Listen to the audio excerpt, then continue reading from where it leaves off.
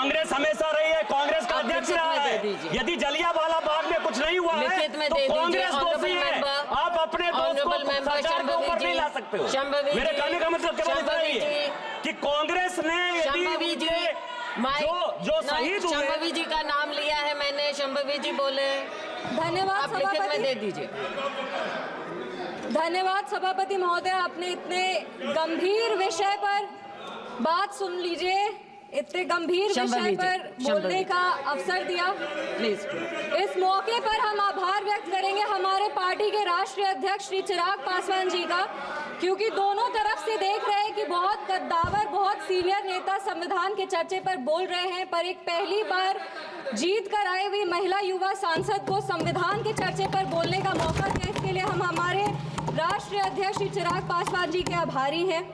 इस सदन में सबसे युवा सांसद होने के नाते हमें गर्व की अनुभूति हो रही है कि हम उस वर्ष इस सदन में शपथ लिए जिस वर्ष संविधान अपना 75वां वर्ष का उत्सव मना रहे हैं। सोशियोलॉजी की छात्रा रहे हैं, कॉलेज में सोशियोलॉजी को संविधान को एकेडमिकली और थ्योरेटिकली पढ़ने का मौका मिला है, पर 24 जून को जब इस सदन में हमने शपथ ली थी तो संविधान को अपना प्रेरणा मान करके, प्रेरणा स्तोत्र उससे प्रेरणा ले करके अपने कार्यों में भी संविधान को ढालने का मौका मिला है।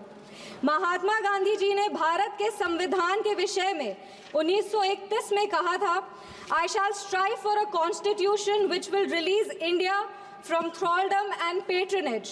I shall work for an India in which the poorest shall feel that it is their country in whose making they have an effective voice. An India in which there is no high class or low class of people. An India in which all communities shall live in perfect harmony. This is the India of my dreams for which I shall struggle. इस सदन में जब हम शपथ लिए थे, संविधान की शपथ लिए थे और सत्य निष्ठा से प्रतिज्ञान किए थे कि भारत की प्रभुता और अखंडता को अक्षुण्ण रखेंगे और कर्तव्यों का श्रद्धापूर्वक निर्वहन करेंगे, पर हमारे विपक्ष के लोग हैं जो विदेशी तंत्रों से हाथ मिला करके बार बार भारत की प्रभुता और अखंडता पर चोट करते हैं।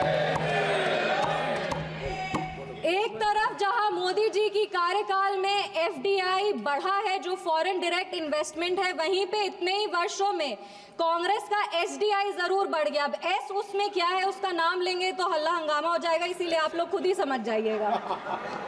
ये वही बात हो गया, हिंदी का एक मुहावरा है, मुंह में राम बगल में छुरी, पर ये भी विपक्ष पे सही नहीं बैठता है, क्योंकि विपक्ष तो प्रभु श्री राम का नाम ही नहीं ले सकते, पर छुरी लेकर के बार बार संविधान की हत्या जरूर करने का कोशिश करते हैं। इसीलिए हम लोग कहते हैं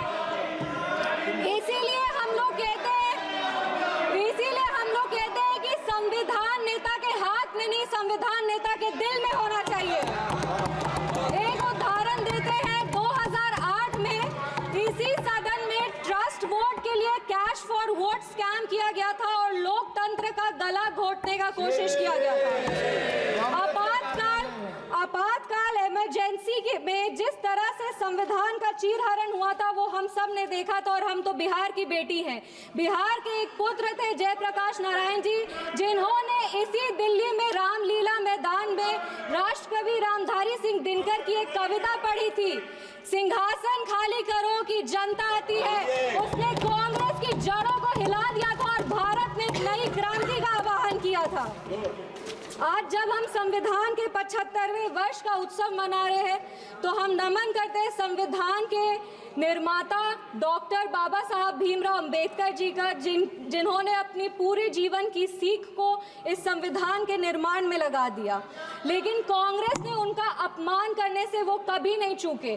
जिस संविधान सभा सेंट्रल हॉल में संविधान पे चर्चा हुई, संविधान लिखा गया, उस सेंट्रल हॉल में बाबा साहब की चित्र तक को इन्होंने लगने नहीं दिया।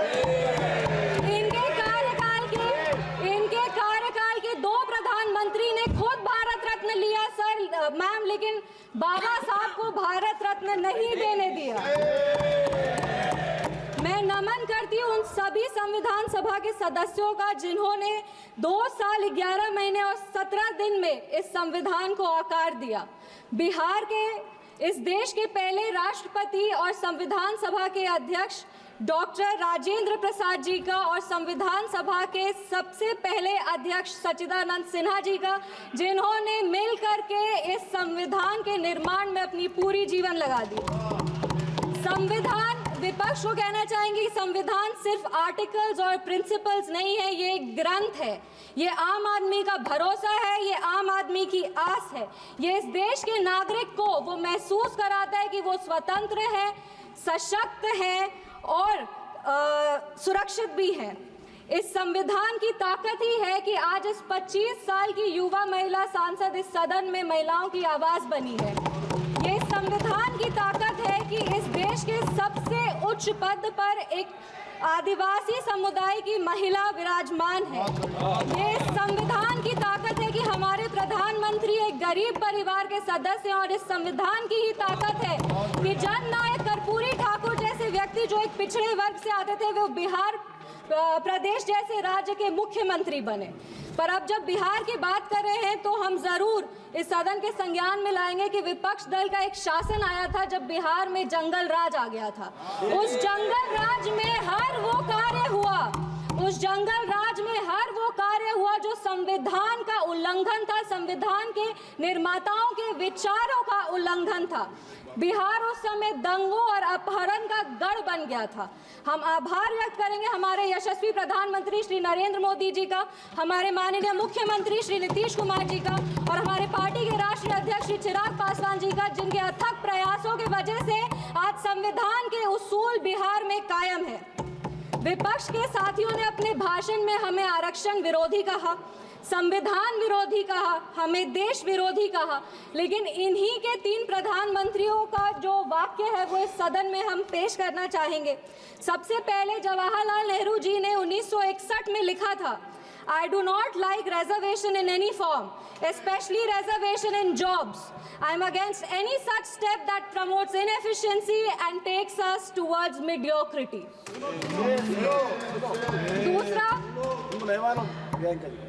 दूसरा इंदिरा गांधी जी ने, नीरज चौधरी जी की एक किताब थी हाउ प्राइम मिनिस्टर डिसाइड्स, उसमें उन्होंने कहा था अपने तब के लॉ मिनिस्टर शिव शंकर जी को कि एक ऐसा ATR तैयार कीजिए कि सांप भी मर जाए और लाठी भी ना टूटे। ये मंडल कमीशन के रिपोर्ट पे उन्होंने कहा था। तीसरी राजीव गांधी जी ने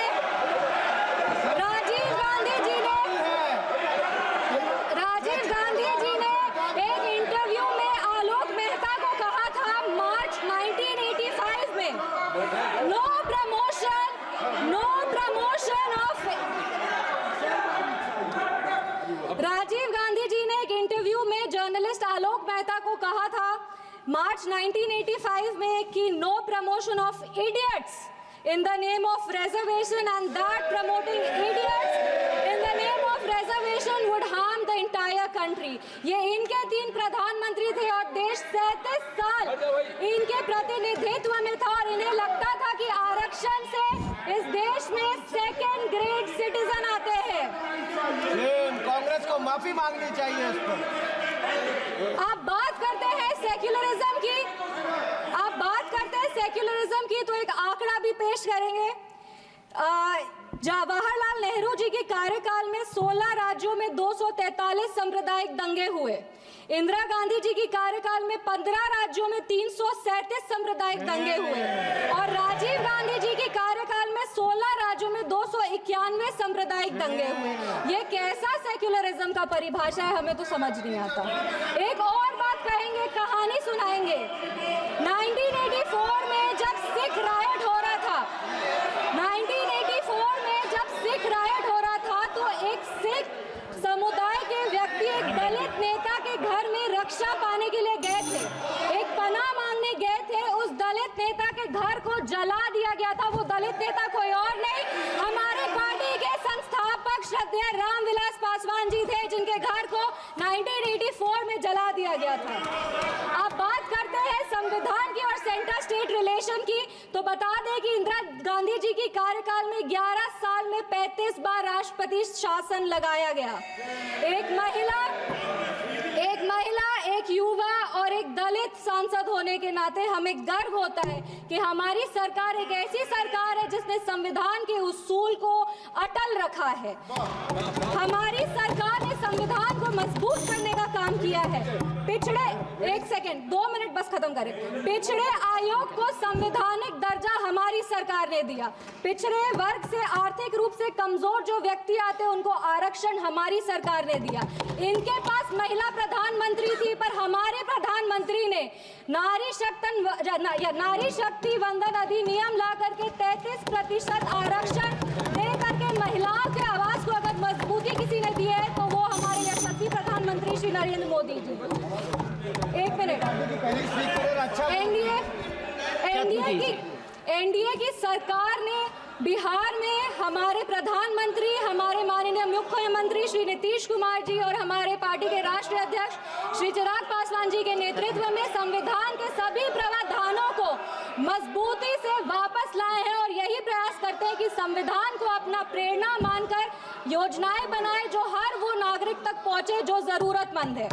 अंत में अपने वाणी को 4 पंक्ति पढ़ के बैठ जाओ दादा, 4 पंक्ति बैठ जाओ दादा, 4 पंक्ति पढ़कर अपने वाणी को विराम देंगे। हर रंग को खुद में समेट कर जो बेखौफ खड़ा है, जाति और धर्म के दायरे से जो आगे बढ़ा है, नैतिक निष्पक्ष समावेशी संविधान ही है वो जो 75 वर्षों बाद भी सहज खड़ा है। धन्यवाद। जय हिंद, जय बिहार।